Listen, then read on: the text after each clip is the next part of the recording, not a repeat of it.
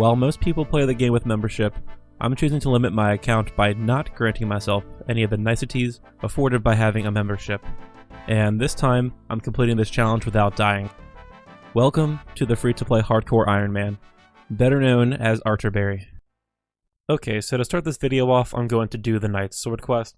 It's a really easy quest and will give me 3 quest points, but most importantly, it will get me about 13k smithing experience, which will take me right to level 30 smithing, if I believe. So yeah, it's a pretty easy quest. The materials to get really aren't that hard. I have to bake a red berry pie, and I have to get 2 iron bars. So yeah, let's do this quest. Let's get the iron bars, red berry pie, and do it. Alright, so I teleported to last man standing so I could get to the wilderness really quick. And I'm going to use my main account to scout for the iron bar, because I'd rather not lose my hardcore Ironman status just for this quest. So yeah, kind of a loser move, but whatever. That's the 2 iron bars I need, so let's go do the quest. Okay, so I'm talking to Reldu at the Varrock Castle. And while I'm here, I'm going to grab a few pie dishes from the Varrock Castle kitchen.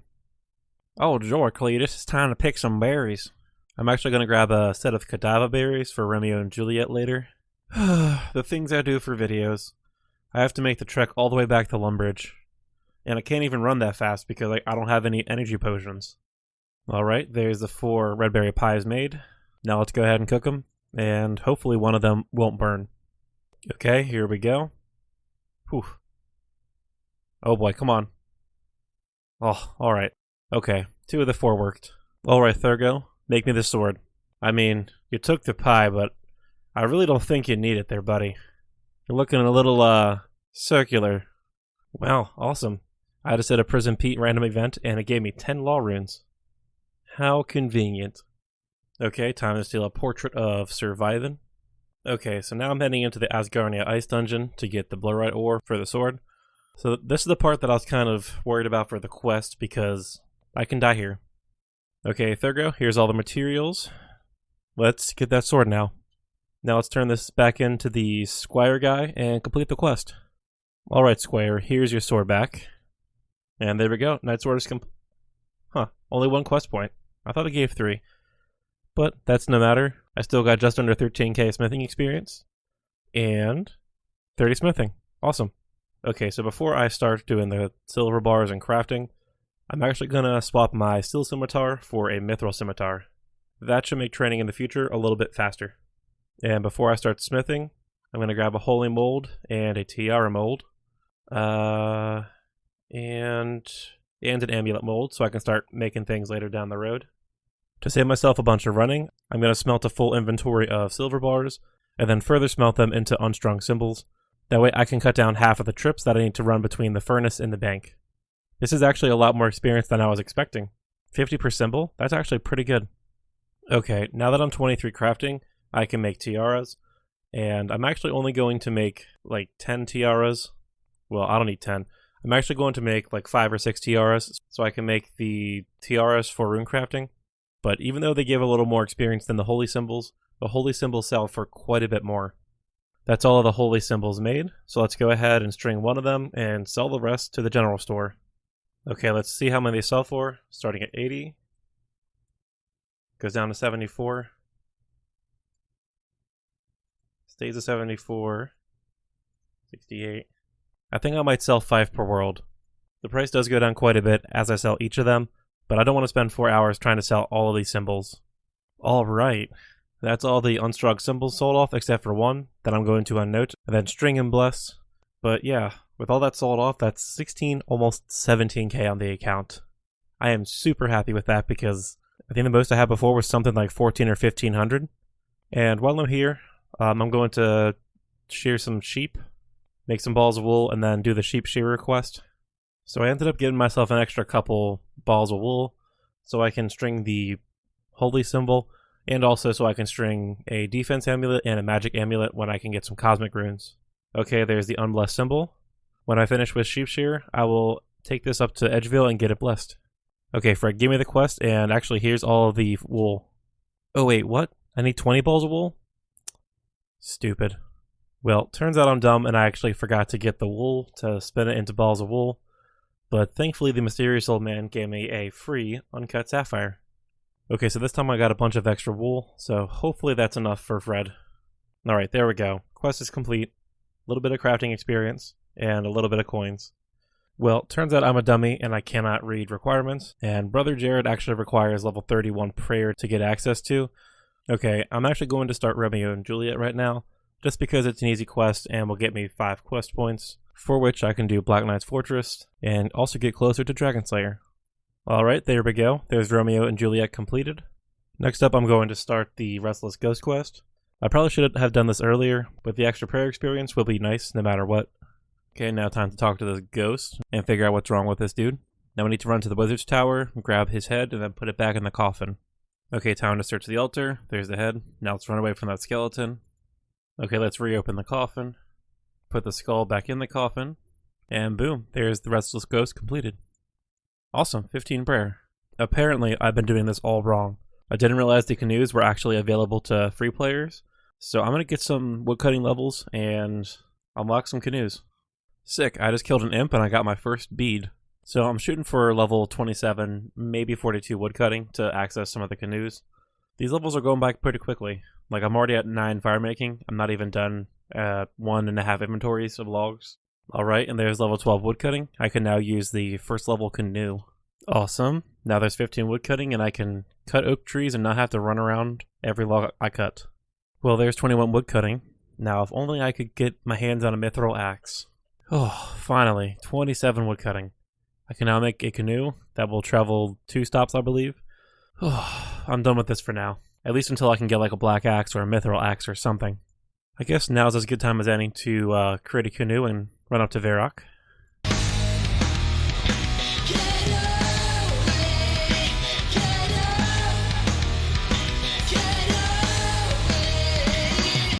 Neat.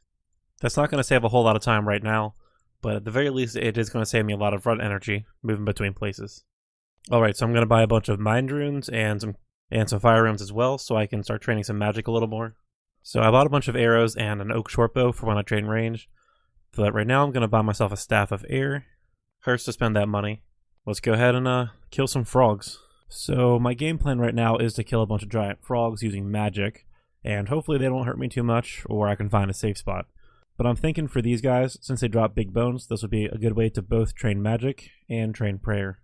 The main sucky thing is it seems like this spot is pretty crowded, so I'm probably going to have to hop quite a bit to find an open spot. Oh, look at that, 14 magic, and I found myself a little safe spot right here. Nice.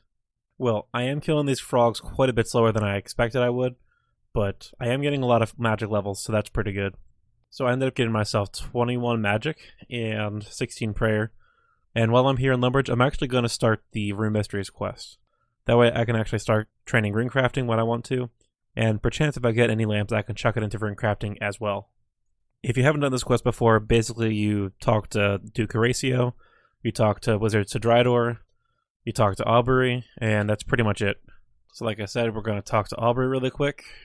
Nobody's got to head back to Wizard Sidridor, and that's the quest completed. Okay, Sidridor, here's the intel. And boom, there's Rune Mysteries completed. At some point soon, I will want to start rune crafting, because A, that's the last level 1 skill that I have left, and B, so I can actually get some runes to train with. But cool. Progress is being made. There's 17 prayer coming in. Ah, finally. 25 magic. I can now teleport to Varrock. Ooh, look at that. Another beginner clue scroll. For the third step of this clue, I needed a red cape and a chef's hat to complete it. The red cape was pretty easy because I could just buy that from Thessalia, but I spent ages killing goblins just to get the chef's hat. I ended up getting 3 magic levels though, so that's kind of nice. Alright, here's the third beginner casket. Ooh, monk's robe trimmed. Awesome. That's a unique, and that will actually be useful for a while. So I hate to be burning through my cash stack quite so fast, but I'm going to buy myself an adamant pickaxe so I can start mining at the rune essence mine, and I can start making some runes. It's going to hurt me in the short term, but in the long run, I think it'll help me a little bit with having to buy less runes. So I think my game plan for now is going to be mine 1,000 or so rune essence, then I'm going to craft it all into air runes.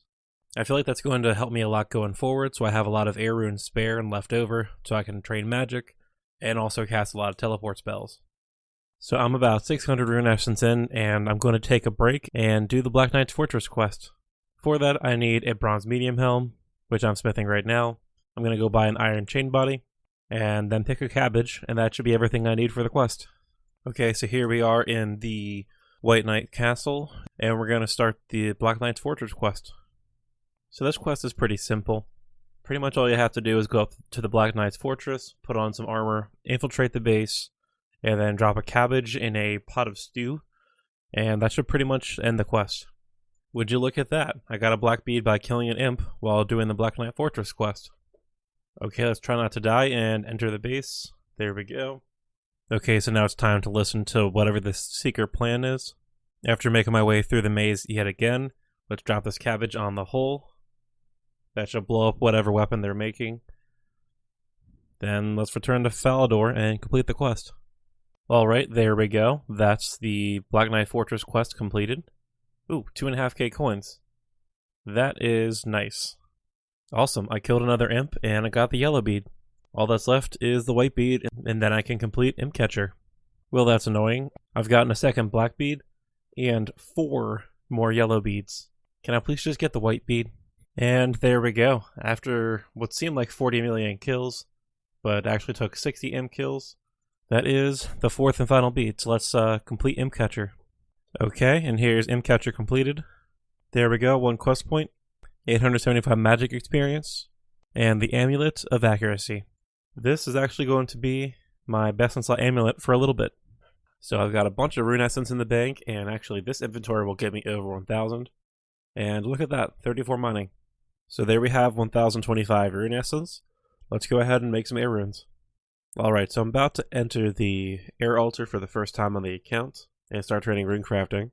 And I also brought with me a tiara and an air talisman to make the air tiara. I guess we use the... There we go. Would you look at that? Level 4. Oh, level 4 rune crafting. I was expecting level 3 to be honest, but I'll take 4. There's 10 rune crafting. These first levels have gone by pretty quickly. I haven't even used like a quarter of the essence, and I'm already at 10 rune crafting. And there's 11 rune crafting. I can now make double air runes. That is 14 rune crafting, and I can now make double mind runes. Oh, and also craft fire runes. Would you look at that? That's 20 rune crafting, and I can now craft body runes. Alright, so now that I have a substantial arsenal of air runes, I'm actually going to use the last 103 rune essence to make mind runes. So let's grab a tiara, mind talisman, and a bunch of runes. And let's head up to the mind altar. So I just did a maze random event, and unfortunately I'm going to have to sacrifice a couple rune essence. But I got a lot of arrows I can use for training, and some coins. Alright, so first time entering the mind altar. Now let's go ahead and use this tiara on the altar to actually, make the mind tiara. Okay, and here's the last of the rune essence being used for mind runes. I was able to get myself to 21 rune crafting, which is kind of nice, but I'm going to go train some combat now because my combat stats are kind of lacking. Okay, so I'm going to try my hand at the skeletons here in the Entville dungeon, and I'm going to start with the skeletons instead of the zombies because they do have similar drop tables, but the skeletons also do drop chaos runes, which will be nice for later training magic down the road. I don't expect to get too many chaos runes, but any little bit will help. Alright, well this isn't going too well because the skeletons are actually eating through my food. So I'm actually going to head back to the Lumbridge Swamps and kill the giant frogs for more big bones for prayer experience. And hopefully get some defense levels there. There we go, that's 25 strength. I'm going to get myself to 25 attack, which is like 300 experience away. Closer to 400. But get to 25 attack and then I will go for 25 defense. Okay, there's 25 attack. So let's move on to defense. Alright, there we go. That's 20 defense. I can now wear mithril armor. Alright, after this last bone, there's 20 prayer. So I'm actually getting pretty close to level 25 defense. And after which, I think I'm going to start training some range. But I'll see how I'm feeling when I get the last 2 levels. And there we go. That's 25 defense. I'm going to finish up this kill and then start getting some armor upgrades. So before I head to Varrock and get some new armor, I'm actually going to start training some range. I'm currently at level 6 range and I want to get that up to like, say 15 or 20. Okay, so I got myself to 15 ranged and 21 prayer, and I'm going to stop the training for now and actually go ahead and do the Ernest the Chicken quest. So basically all you have to do is help this lady find her husband, I guess, and turn him back from a chicken. There's the poison, there's the fish food, and now for the fun part of the quest. Pretty much you have to get the right assortment of levers pulled in the right directions, but thankfully I have the guide up so I can just do this pretty quickly.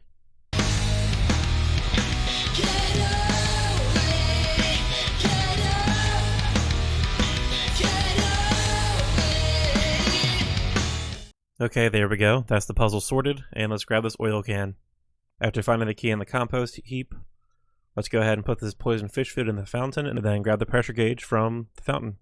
Now we just gotta grab this rubber tube, and I think at this point, all I have to do is head to the top floor, talk to the professor, and then the quest should be completed. Ernest is now a man again, and there's the quest completed. Okay, so now it's time to get the mithril plate body upgrade. It's a lot of money, but I totally think it's worth it.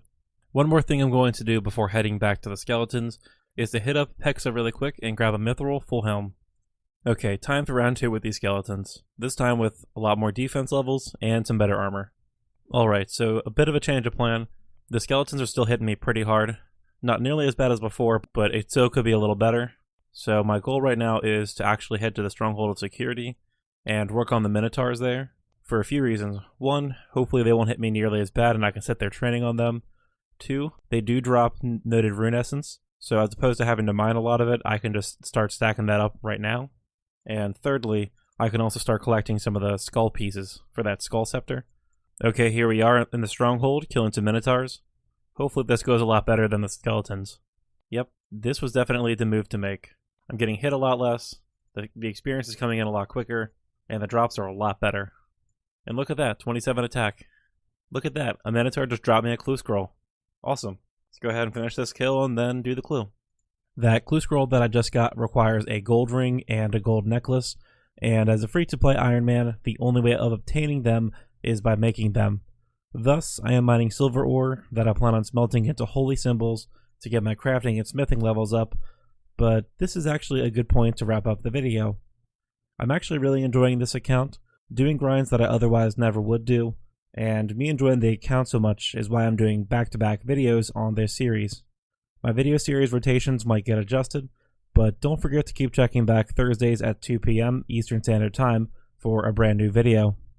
Anyways, I hope you liked the video. Don't forget to subscribe to my channel and check out my Discord server, and I will catch you in the next one.